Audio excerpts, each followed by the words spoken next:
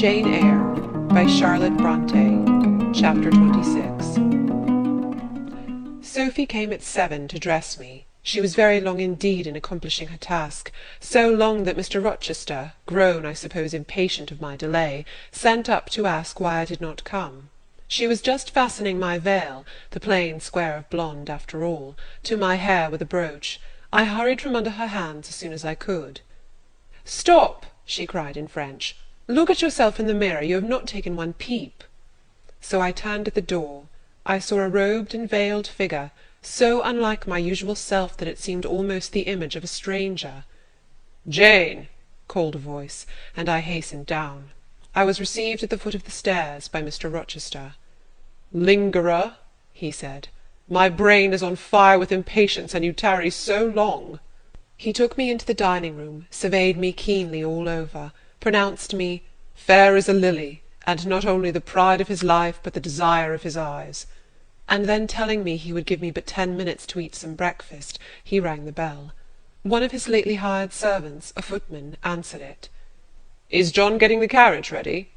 "Yes, sir." "Is the luggage brought down?" "They are bringing it down, sir." "Go you to the church, see if Mr. Wood," the clergyman, "and the clerk are there. Return and tell me." The church, as the reader knows, was but just beyond the gates. The footman soon returned. "Mr. Wood is in the vestry, sir, putting on his surplice." "And the carriage?" "The horses are harnessing." "We shall not want it to go to church, but it must be ready the moment we return, all the boxes and luggage arranged and strapped on, and the coachman in his seat." "Yes, sir." "Jane, are you ready?" I rose. There were no groomsmen, no bridesmaids, no relatives to wait for or marshal, none but Mr. Rochester and I. Mrs. Fairfax stood in the hall as we passed. I would fain have spoken to her, but my hand was held by a grasp of iron. I was hurried along by a stride I could hardly follow, and to look at Mr. Rochester's face was to feel that not a second of delay would be tolerated for any purpose. I wonder what other bridegroom ever looked as he did, so bent up to a purpose, so grimly resolute, or who, under such steadfast brows, ever revealed such flaming and flashing eyes. I know not whether the day was fair or foul. In descending the drive, I gazed neither on sky nor earth. My heart was with my eyes, and both seemed migrated into Mr. Rochester's frame. I wanted to see the invisible thing on which, as we went along, he appeared to fasten a glance fierce and fell. I wanted to feel the thoughts whose force he seemed breasting and resisting. At the churchyard wicket he stopped. He discovered I was quite out of breath. "Am I cruel in my love?" he said. "Delay an instant. Lean on me, Jane." And now I can recall the picture of the old grey house of God rising calm before me, of a rook wheeling round the steeple, of a ruddy morning sky beyond. I remember something, too, of the green grave mounds, and I have not forgotten either 2 figures of strangers straying amongst the low hillocks and reading the mementos graven on the few mossy headstones. I noticed them, because as they saw us, they passed round to the back of the church, and I doubted not but they were going to enter by the side aisle door and witness the ceremony. By Mr. Rochester they were not observed. He was earnestly looking at my face, from which the blood had, I dare say, momentarily fled, for I felt my forehead dewy, and my cheeks and lips cold. When I rallied, which I soon did, he walked gently with me up the path to the porch. We entered the quiet and humble temple. The priest waited in his white surplice at the lowly altar, the clerk beside him. All was still. 2 shadows only moved in a remote corner. My conjecture had been correct. The strangers had slipped in before us, and they now stood by the vault of the Rochesters, their backs towards us, viewing through the rails the old time-stained marble tomb, where a kneeling angel guarded the remains of Eyre de Rochester, slain at Marston Moor in the time of the civil wars, and of Elizabeth his wife. Our place was taken at the communion rails. Hearing a cautious step behind me, I glanced over my shoulder. One of the strangers, a gentleman evidently, was advancing up the chancel. The service began. The explanation of the intent of matrimony was gone through, and then the clergyman came a step further forward, and bending slightly towards Mr. Rochester, went on. I require and charge you both, as you will answer at the dreadful day of judgment, when the secrets of all hearts shall be disclosed, that if either of you know any impediment why you may not lawfully be joined together in matrimony, ye do now confess it. For be ye well assured that so many as are coupled together otherwise than God's word doth allow, are not joined together by God, neither is their matrimony lawful. He paused, as the custom is. When is the pause after that sentence ever broken by reply? Not, perhaps, once in 100 years. And the clergyman, who had not lifted his eyes from his book, and had held his breath but for a moment, was proceeding. His hand was already stretched towards Mr. Rochester, as his lips unclosed to ask, "Wilt thou have this woman for thy wedded wife?" when a distinct and near voice said, "The marriage cannot go on. I declare the existence of an impediment." The clergyman looked up at the speaker and stood mute. The clerk did the same. Mr. Rochester moved slightly, as if an earthquake had rolled under his feet. Taking a firmer footing, and not turning his head or eyes, he said, "Proceed." Profound silence fell when he had uttered that word, with deep but low intonation. Presently Mr. Wood said, "I cannot proceed without some investigation into what has been asserted, and evidence of its truth or falsehood." "The ceremony is quite broken off," subjoined the voice behind us. "I am in a condition to prove my allegation. An insuperable impediment to this marriage exists." Mr. Rochester heard, but heeded not. He stood stubborn and rigid, making no movement but to possess himself of my hand. What a hot and strong grasp he had, and how like quarried marble was his pale, firm, massive front at this moment! How his eyes shone, still watchful and yet wild beneath! Mr. Wood seemed at a loss.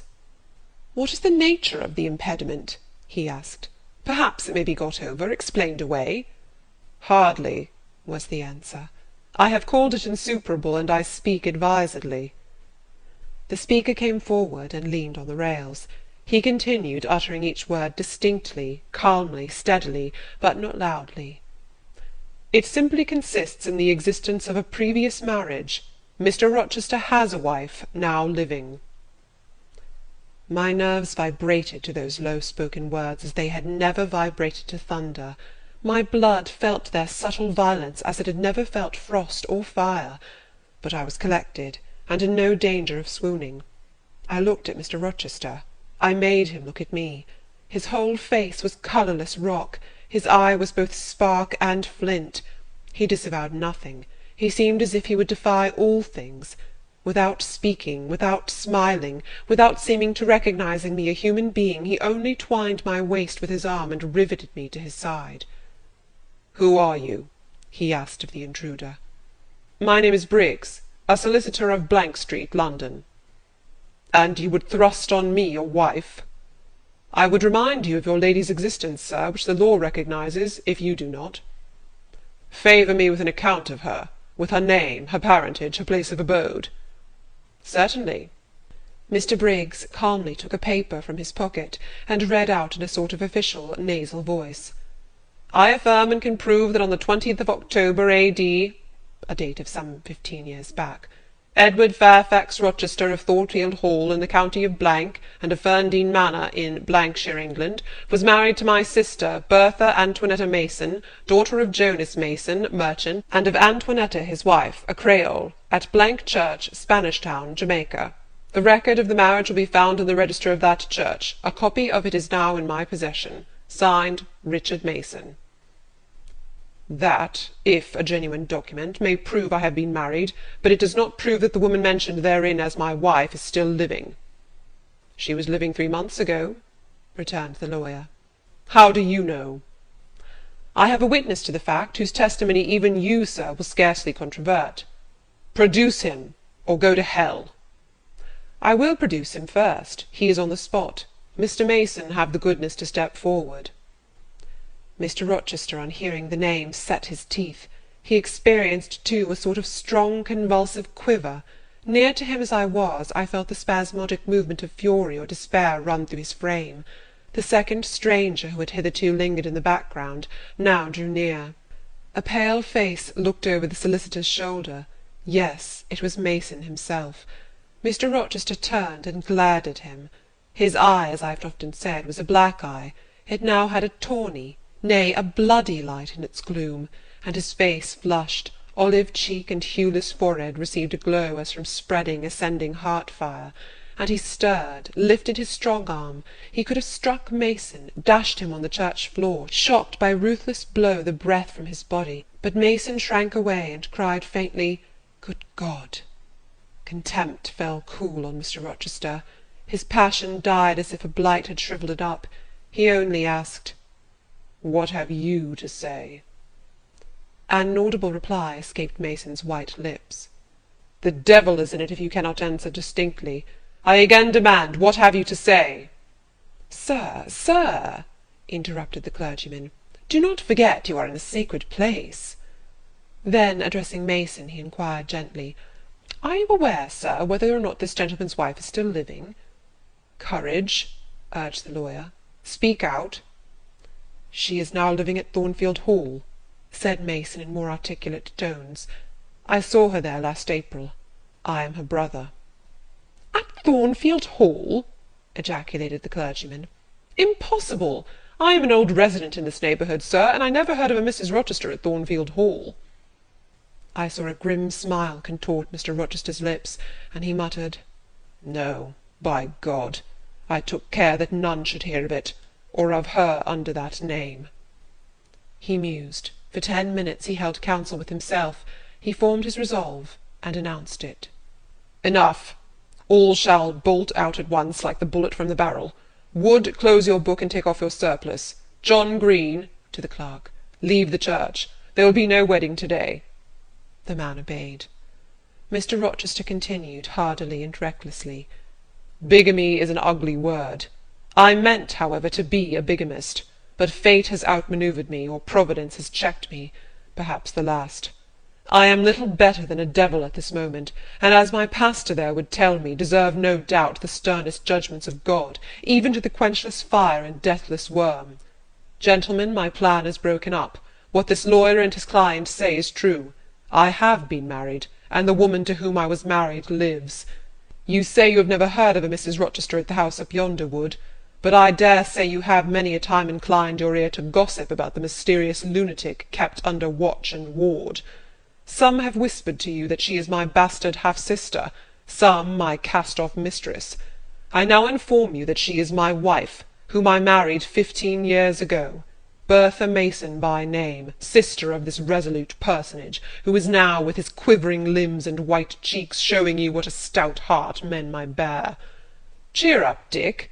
Never fear me. I'd almost as soon strike a woman as you. Bertha Mason is mad, and she came of a mad family, idiots and maniacs through 3 generations. Her mother, the Creole, was both a madwoman and a drunkard, as I found out after I had wed the daughter, for they were silent on family secrets before. Bertha, like a dutiful child, copied her parent in both points. I had a charming partner, pure, wise, modest. You can fancy I was a happy man. I went through rich scenes. Oh, my experience has been heavenly, if you only knew it. But I owe you no further explanation. Briggs, Wood, Mason, I invite you all to come up to the house and visit Mrs. Poole's patient and my wife. You shall see what sort of a being I was cheated into espousing, and judge whether or not I had a right to break the compact, and seek sympathy with something at least human. This girl," he continued, looking at me, "knew no more than you would of the disgusting secret. She thought all was fair and legal, and never dreamt she was going to be entrapped into a feigned union with a defrauded wretch, already bound to a bad, mad, and embruted partner. Come, all of you, follow." Still holding me fast, he left the church. The 3 gentlemen came after. At the front door of the hall we found the carriage. "Take it back to the coach-house, John," said Mr. Rochester coolly. "It will not be wanted to-day." At our entrance, Mrs. Fairfax, Adele, Sophie, Leah advanced to meet and greet us. "To the right about, every soul!" cried the master. "Away with your congratulations! Who wants them? Not I! They are 15 years too late." He passed on and ascended the stairs, still holding my hand, and still beckoning the gentlemen to follow him, which they did. We mounted the first staircase, passed up the gallery, proceeded to the 3rd story. The low black door, opened by Mr. Rochester's master key, admitted us into the tapestried room, with its great bed and its pictorial cabinet. "You know this place, Mason?" said our guide. She bit and stabbed you here." He lifted the hangings from the wall, uncovering the second door. This, too, he opened. In a room without a window there burnt a fire guarded by a high and strong fender, and a lamp suspended from the ceiling by a chain. Grace Poole bent over the fire, apparently cooking something in a saucepan. In the deep shade at the farther end of the room a figure ran backwards and forwards. What it was, whether beast or human being, one could not at first sight tell. It grovelled seemingly on all fours. It snatched and growled like some strange wild animal, but it was covered with clothing, and a quantity of dark grizzled hair, wild as a mane, hid its head and face.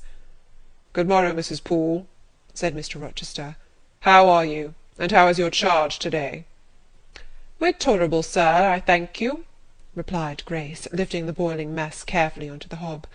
"Rather snappish, but not rageous." A fierce cry seemed to give the lie to her favourable report. The clothed hyena rose up, and stood tall on its hind feet. "Ah, sir, she sees you," exclaimed Grace. "You'd better not stay." "Only a few moments, Grace. You must allow me a few moments." "Take care, then, sir. For God's sake, take care." The maniac bellowed. She parted her shaggy locks from her visage, and gazed wildly at her visitors. I recognized well that purple face, those bloated features. Mrs. Poole advanced. "Keep out of the way," said Mr. Rochester, thrusting her aside. "She has no knife now, I suppose, and I'm on my guard." "One never knows what she has, sir. She is so cunning, it is not in mortal discretion to fathom her craft." "We had better leave her," whispered Mason. "Go to the devil," was his brother-in-law's recommendation. "Where?" cried Grace. The three gentlemen retreated simultaneously. Mr. Rochester flung me behind him. The lunatic sprang and grappled his throat viciously, and laid her teeth to his cheek. They struggled. She was a big woman, in stature almost equalling her husband, and corpulent besides. She showed virile force in the contest. More than once she almost throttled him, athletic as he was. He could have settled her with a well-planted blow, but he would not strike. He would only wrestle. At last he mastered her arms. Grace Poole gave him a cord, and he pinioned them behind her. With more rope, which was at hand, he bound her to a chair. The operation was performed amidst the fiercest yells and the most convulsive plunges. Mr. Rochester then turned to the spectators. He looked at them with a smile both acrid and desolate. "That is my wife," said he. "Such is the sole conjugal embrace I am ever to know. Such are the endearments which are to solace my leisure hours. And this is what I wished to have," laying his hand on my shoulder, "this young girl, who stands so grave and quiet at the mouth of hell, looking collectedly at the gambols of a demon. I wanted her just as a change after that fierce ragout.